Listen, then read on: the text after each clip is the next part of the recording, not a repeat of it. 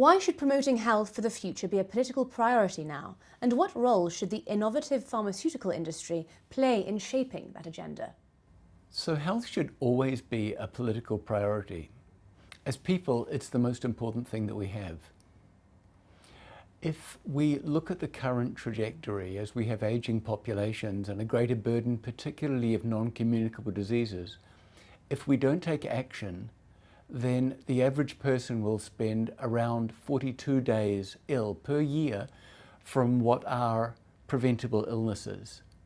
Now, this means that politically we need to be looking at health, not only in terms of the benefit it provides to people, but the early use of preventive measures like vaccines, early diagnosis and treatment as actually helping and preserving our healthcare systems, but also fostering economic growth for countries and also health security.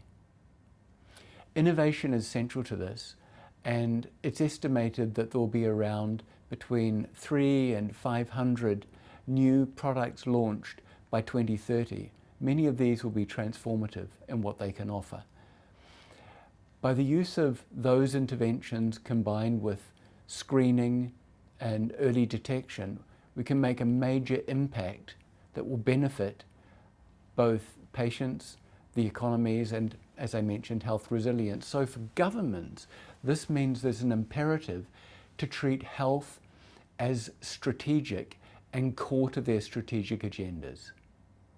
Looking ahead, what are the key challenges and priorities for the pharmaceutical sector, especially in advancing equitable access to medicines and healthcare? The main thing we focus on is to ensure that we have an environment that fosters innovation and that innovation can translate into the next generations of vaccines and medicines that will help people. In order to achieve that, it's essential that innovation, that healthcare, remains a priority for governments. We can't afford to let it drop down the political priority list, because ultimately society will lose significantly if that were to occur.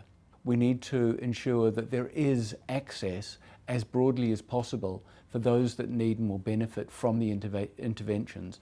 And as part of this, IFPMA has looked at what we call the Innovation Development and Access Pathway, where we look at the barriers to access throughout the system.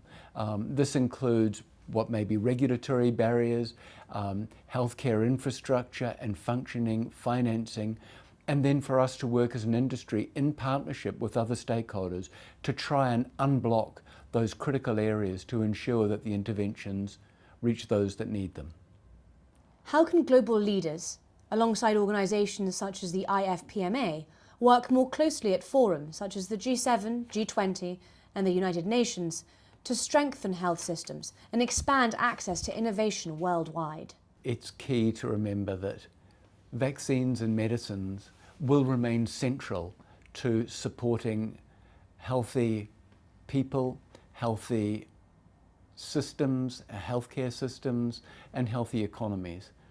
And as such, it's critical that at forums like the G7, in discussions at OECD and another critical forum when we're actually looking at the bigger picture, the economies of countries and how we function as a society, that healthcare and the pharmaceutical industry are both seen as being key and strategic to those discussions.